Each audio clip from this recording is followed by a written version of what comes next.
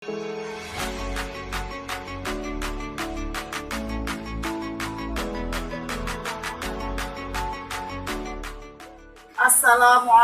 warahmatullahi wabarakatuh. Perkenalkan, nama saya Yaya Tazkiyah. Saya mahasiswa PPG dalam jabatan Angkatan 2 di LPTK UIN Sultan Maulana Hasanuddin Banten. Hari ini, Senin, tanggal 29 November tahun 2021, saya akan melaksanakan ujian kinerja pembelajaran. Selanjutnya, mari kita simak video berikut ini. Bismillahirrahmanirrahim. Assalamualaikum warahmatullahi wabarakatuh. Waalaikumsalam warahmatullahi wabarakatuh. Apa kabar anak-anakku hari ini? Alhamdulillah, luar biasa. Allahu Akbar. Alhamdulillah, berarti kalian semua dalam keadaan sehat walafiat. Alhamdulillah ya.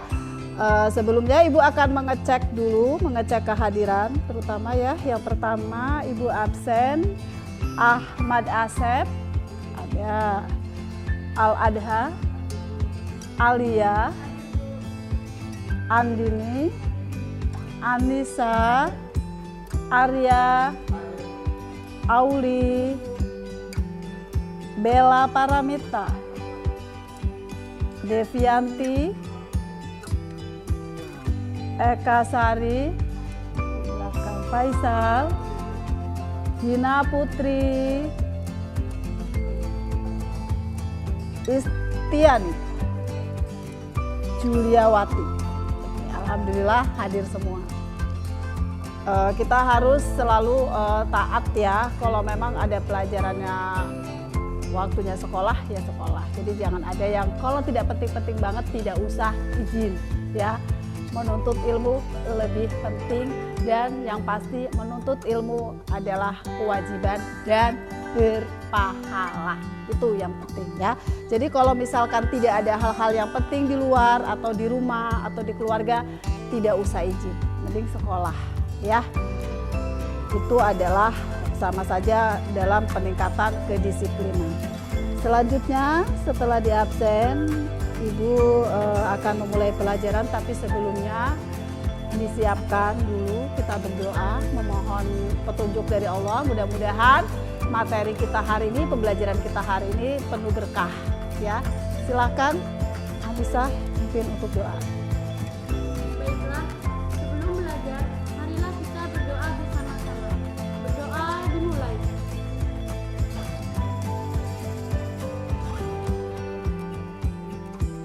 Selesai. Memberi salam kepada Ibu Guru.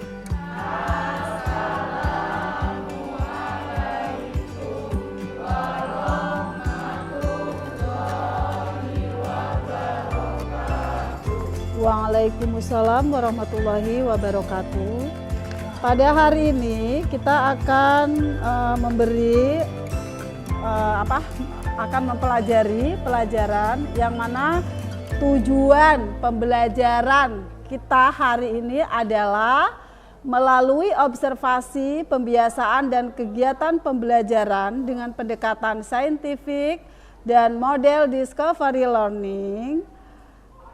Kita akan mengkarakteristik ya bacaan tajwid pada Quran surat At-Taubah ayat 105 dengan benar. Dan yang kedua, setelah kita mempelajari materi kita kali ini, kalian akan bisa menjelaskan isi kandungan yang terdapat pada Quran surat At-Taubah ayat 105 dengan benar.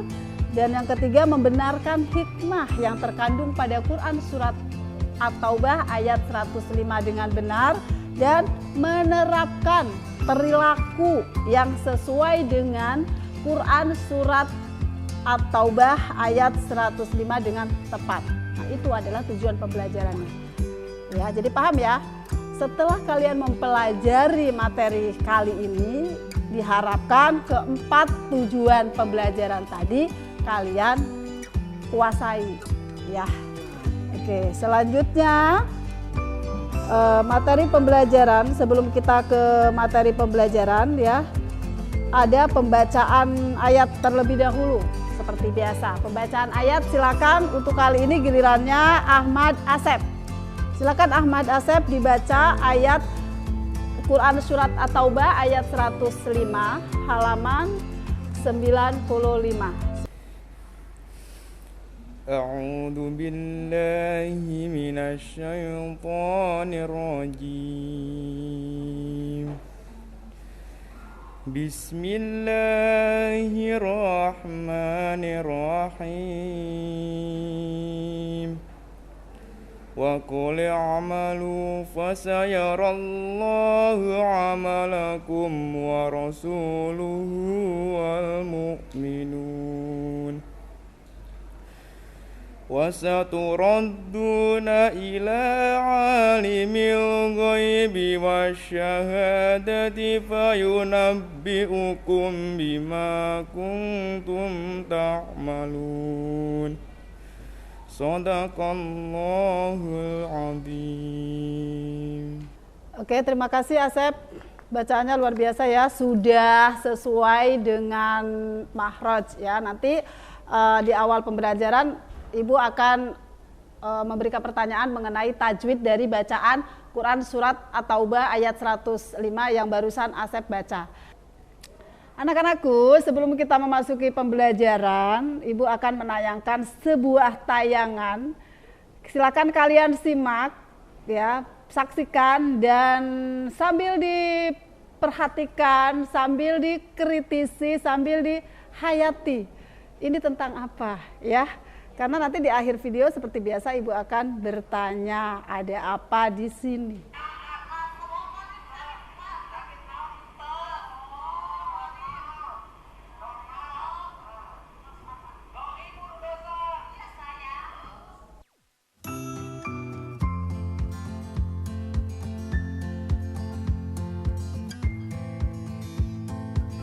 Baiklah anak-anak, dengan berakhirnya tayangan tadi yang sudah kita saksikan, masih ada yang ingat tadi judulnya apa sih? Judul tayangan tadi? Pura-pura? Ada yang lain? Pura-pura kata untuk memenuhi. Ya, pura-pura kata untuk memenuhi. Menurut kamu, pura-pura kata bagaimana? Tanggapan kamu?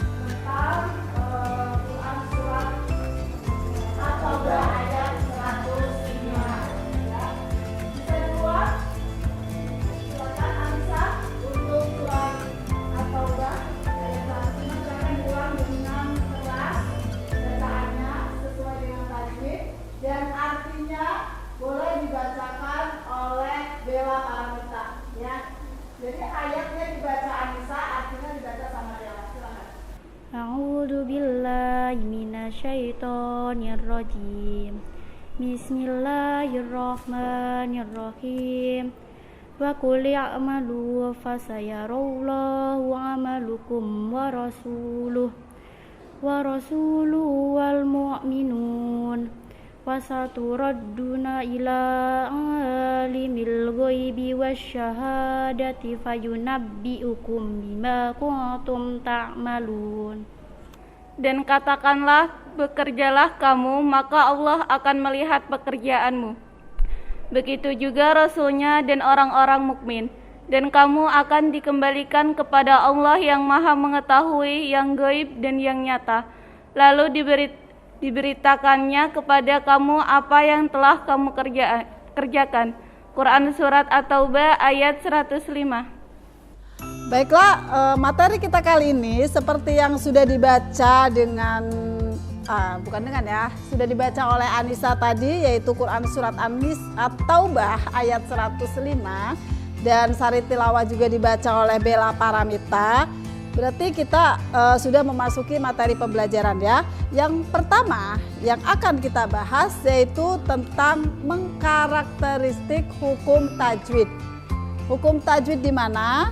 Di Quran Surat At-Taubah ayat 105. Oke. Kira-kira ada hukum tajwid apa sih di situ? Ayo silakan, siapa yang mau jawab? Hukum tajwid yang pertama yaitu ada tafhim. Ada di kalimat fasayarallah. Alasannya lafal jalalah didahului tanda baca fathah.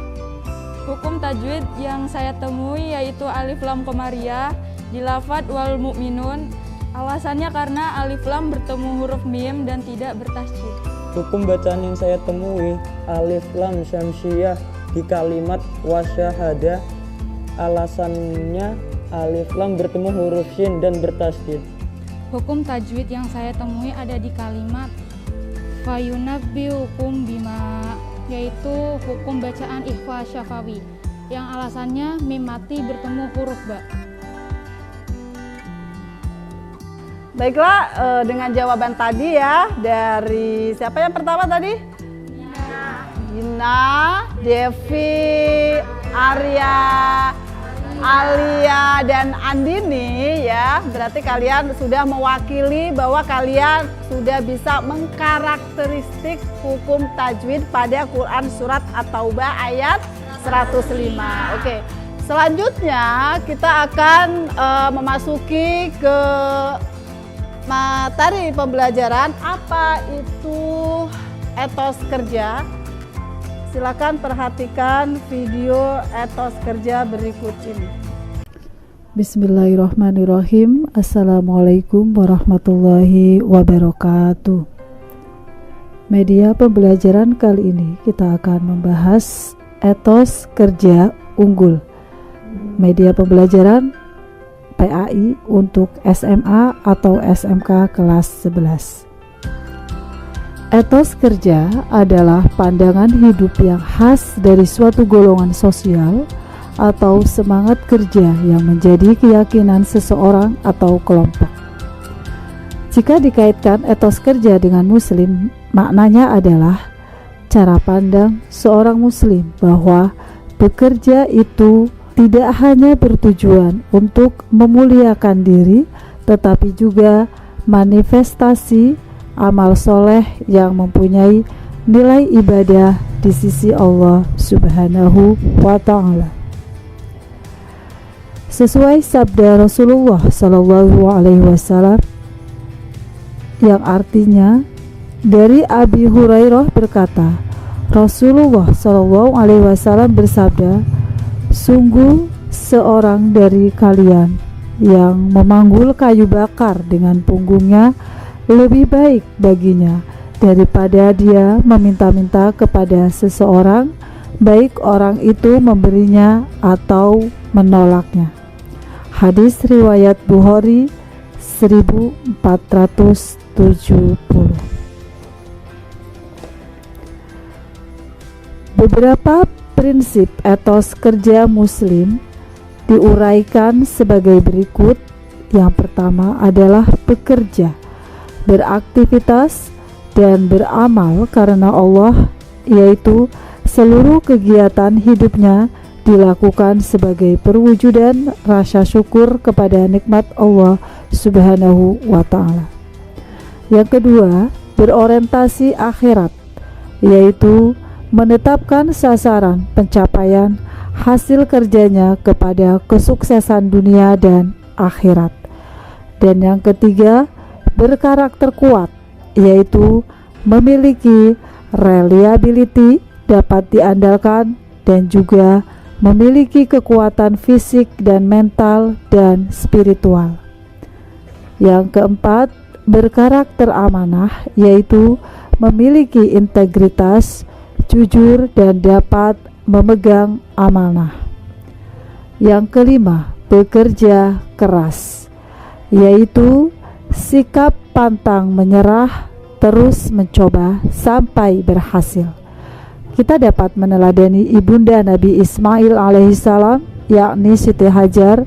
Beliau pekerja keras, tidak mengenal kata gagal atau memandang kegagalan sebagai sebuah kesuksesan yang tertunda. Yang keenam, bekerja cerdas, yaitu memiliki pengetahuan dan keterampilan terencana, memanfaatkan segala sumber daya. Jika etos kerja dimaknai semangat kerja, maka etos kerja seorang muslim bersumber dari visinya meraih kebahagiaan dunia dan akhirat.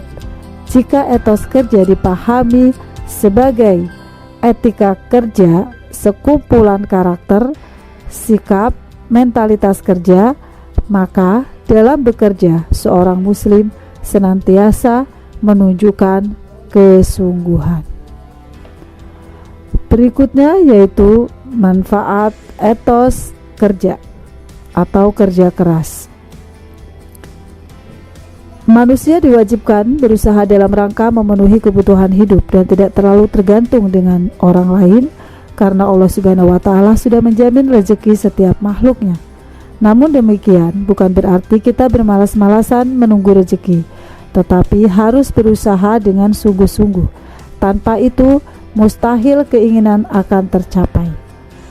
Adapun manfaat dari bekerja keras antara lain: 1. Menjaga kehormatan diri, karena dengan bekerja keras hidup akan menjadi mandiri dan bermartabat. Yang kedua, merupakan sarana untuk memenuhi kebutuhan hidup, baik yang bersifat pribadi maupun bagi keluarga. Yang ketiga, sarana beribadah kepada Allah Subhanahu wa Ta'ala, karena wujud pengabdian kepada Allah Subhanahu wa Ta'ala adalah dengan bekerja keras. Yang keempat, memperkuat karakter seseorang, karena dengan bekerja keras muncul sifat tabah, sabar, dan tidak putus asa bila menghadapi masalah atau problema. Yang kelima, menjadi bagian realisasi dari peran manusia sebagai khalifah dalam mengelola alam ini. Etos kerja kenapa penting? Yang pertama yaitu karena dengan etos kerja akan membangun sikap mental. Membangun sikap mental di sini artinya adalah dengan bekerja berarti dituntut untuk bersikap tabah bila menjalani kegagalan dan siap untuk berusaha kembali. Dituntut adanya sikap mental di sini dalam bekerja adalah untuk adanya keseriusan dalam pekerjaannya. Yang kedua, etos kerja mutlak diterapkan artinya adalah etos kerja harus diterapkan dalam melaksanakan pekerjaan apapun pekerjaannya dan dimanapun. Yang ketiga, dengan etos kerja itu akan sangat bermanfaat bagi ayat yang berkaitan dengan etos kerja unggul adalah Quran Surat At-Taubah ayat 105. أعوذ بالله من الشيطان الرجيم بسم الله الرحمن الرحيم وقل اعملوا فسيرى الله عملكم ورسوله والمؤمنون وستردون إلى عالم الغيب والشهادة فينبئكم بما كنتم تعملون Sadaqallahul azim. Artinya adalah, dan katakanlah, bekerjalah kamu, maka Allah dan Rasul-Nya serta orang-orang mukmin akan melihat pekerjaanmu itu, dan kamu akan dikembalikan kepada Allah yang mengetahui akan yang gaib dan yang nyata. Lalu diberitakannya kepada kamu apa yang telah kamu kerjakan.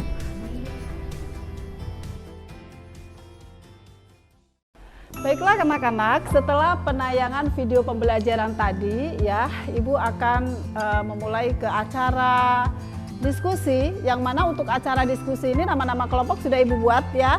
Kalian sudah duduk secara berkelompok ya di sini. Nah, adapun bahan diskusinya adalah seperti yang ada di depan kalian semua. Yang pertama adalah, Ibu harus men-scroll dulu ya, berarti bagaimana tanggapanmu mengenai kaum tunawisma yang meminta-minta di jalan? Tidak jarang mereka melakukan cara agar orang merasa iba dan akhirnya memberikan sedekah atau sumbangan kepada mereka. Itu yang pertama, silakan kalian buka masing-masing kelompok tanggapannya seperti apa. Dan soal yang kedua adalah banyak orang sukses di usia muda. Itu silakan kalian gali kesuksesannya itu apa. Dan tak jarang pula ada peminta-minta di usia muda. Itu soal yang kedua. Dan soal yang ketiga adalah, ada yang masih ingat soal yang ketiga? Ada 3 soal ya, tapi kita akan fokus ke soal yang pertama karena muara inti dari materi ini adalah soal yang pertama. Banyak orang yang memberikan santunan atau sedekah, namun banyak juga perampokan di sekitar lingkungan kita. Silakan didiskusikan, nanti setelah diskusi Ibu kasih waktu 15 menit. Nanti perwakilan masing-masing kelompok untuk melaporkan atau mempresentasikan hasil diskusinya.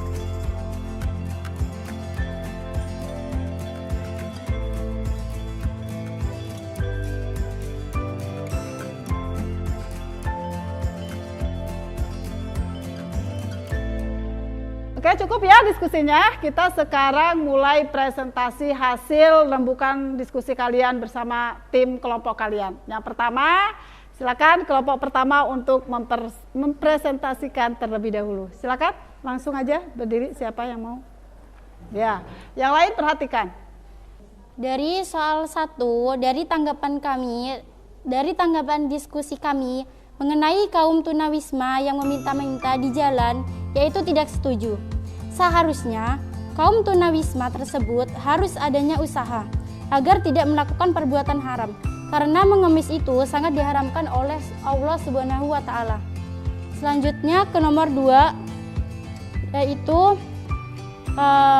menurut kami bagus Dan kami ingin menjadi generasi sukses di usia muda. Contoh usia muda yang sukses yaitu tentang jual beli online, contohnya reseller. Nah, pemuda yang meminta-minta, contohnya pengamen. Usia muda seharusnya diisi dengan belajar, dan belajar. Menurut kelompok kami, tentang soal nomor 1 yaitu tanggapan kita mengenai banyaknya kaum tunawisma yang meminta-minta di jalan tidak setuju. Karena seharusnya mereka lebih berusaha lebih baik dan lebih bekerja keras. Karena manusia di mata Allah derajatnya sama, dan juga meminta-minta adalah perbuatan yang hina di mata orang lain dan di mata Allah. Dan kita juga telah diberi otak untuk berpikir bagaimana cara hidup agar hidup di dunia ini lebih baik lagi.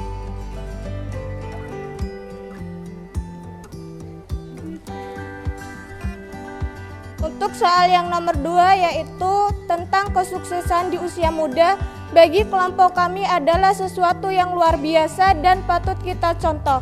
Sebagaimana generasi muda, kita harus punya cita-cita menjadi orang sukses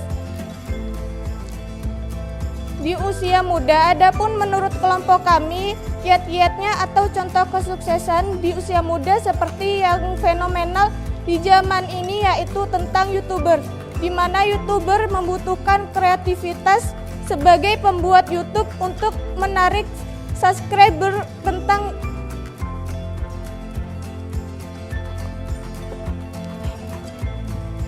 itu dengan keunikan-keunikan kita. Jawaban nomor 1, menurut tanggapan kelompok kami mengenai kaum tunawisma itu seharusnya mereka bekerja keras agar tidak meminta-minta lagi kepada orang lain. Dan kita juga manusia biasa yang tidak tahu kepribadian orang lain apakah dia pantas untuk mendapatkan uang itu apa tidak. Tapi balik lagi kita hanya bersedekah saja daripada kita tidak bersedekah, berbohong atau tidaknya kaum tunawisma tersebut itu berusaha biar urusan Allah dan merekanya. Tanggapan dari kelompok kami mengenai banyaknya tunawisma, kami tidak setuju. Karena meminta untuk kebutuhan pribadi jelas dilarang. Tapi meminta untuk kebutuhan orang lain masih diperbolehkan.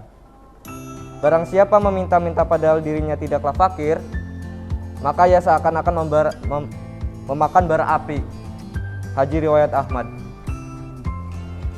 Jika seseorang meminta-minta, mengemis pada manusia, ia akan datang pada hari kiamat tanpa memiliki sekerat daging di wajahnya. Haji riwayat Bukhari dan Muslim. Untuk jawaban yang kedua, itu banyak orang tua mungkin tidak tahu bahwa banyak perputaran uang sangat besar terjadi di dunia game. Kebanyakan orang tua melarang sang anak untuk bermain game karena dianggap mengganggu aktivitas belajar dan hanya menghabiskan uang. Seperti dilansir Wonderlist, banyak anak-anak muda yang sukses dengan mengumpulkan pundi-pundi uang dengan bermain game. Bahkan tidak sedikit dari mereka yang memutuskan untuk meniti karir untuk bermain game online. Besarnya perputaran uang di bisnis tersebut karena sering diadakannya turnamen setiap tahun di seluruh dunia seperti Mobile Legends, Free Fire, PUBG Mobile, COD, dan masih banyak game online lainnya. Oke, sangat luar biasa presentasi kalian masing-masing ya dari kelompok 1 mengenai kerja online ya, jadi reseller. Jadi kalian sebagai generasi muda itu jangan merasa tidak punya modal, bagaimana caranya pengen jualan tapi tidak punya modal. Ada hal lain yang apabila kamu mencari peluang itu banyak sekali, diantaranya yaitu menjadi reseller seperti yang diungkapkan tadi oleh kelompok 1 ya. Caranya apa? Dengan apa? Reseller itu adalah mengambil barang dari orang lain kita jualkan ya. Jadi untung dari penjualan itu dibagi 2, bagi yang punya barang dan bagi kalian yang menjual, seperti itu ya.